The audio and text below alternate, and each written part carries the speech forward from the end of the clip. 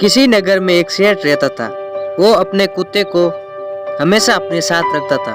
एक बार सेठ दूसरे गांव में जाने के लिए नाव में बैठना पड़ा। सेठ ने कुत्ते को भी अपने साथ नाव में बैठा लिया। कुत्ता पहली बार नाव में बैठा था। नाव नदी में तेजी से आगे बढ़ रही थी।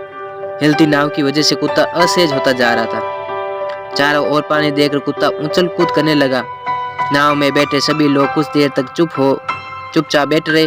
नाव में बैठे सभी लोग कुछ देर तक चुपचाप बैठे रहे, लेकिन बहुत देर तक कुत्ता ऐसा करता रहा तो सभी को डर लगने लगा कि कुत्ते की उछल कूद की वजह से नाव डूब सकती है। उन्होंने सेठ से कुत्ते को रोकने के लिए कहा, लेकिन कुत्ता सेठ की बात मानने को तैयार नहीं था।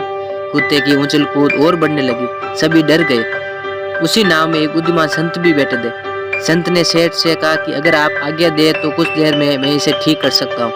सेठ ने कहा, जैसा आपको उचित लगे वैसा कीजिए, नहीं तो यह कुत्ता आज हम सभी को लेकर डूबेगा। संत उठे और कुत्ते को पकड़कर नदी में फेंक दिया। अपनी जान बचाने के लिए तेजी से हाथ पैर चलाने लगा। कुत्ता जैसे तैसे करके नाव में चढ़ने की कोशिश करने लगा। उसे मृत्यु का डर सताने लगा था। जैसे ही कुत्ता नाव के नजदीक आया, संत ने उसे पकड़कर नाव में बैठा लिया। अब कुत्ता चुपचाप आकर अपने मालिक के पास बैठ गया। कुत्ते को देखकर सभी हैरान हो गए। जो कुत्ता कुछ देरी पहले उछल कूद कर रहा था, वो एकदम शांत बैठा था। सेठ ने संत से इसका कारण पूछा।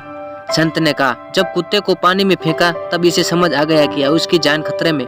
बस ये बात समझते ही वो कुत्ता चुपचाप जाकर बैठ गया, क्योंकि जब तक परेशानी अपनी न हो तो उसे कोई नहीं समझता। इस कहानी से हमें यही शिक्षा मिलती है, जब तक हम खुद की मुसीबत में नहीं फंसते दूसरी की परेशानियां का अनुमान नहीं लगा पाते। इसलिए हमें दूसरों की समस्याओं को भी समझना चाहिए। यह प्रयास करना चाहिए कि हमारे कारण किसी दूसरे परेशानी नहीं हो। प्लीज वीडियो को लाइक करें, चैनल सब्सक्राइब करें, अपने दोस्तों को भी शेयर करें। Thank you for watching.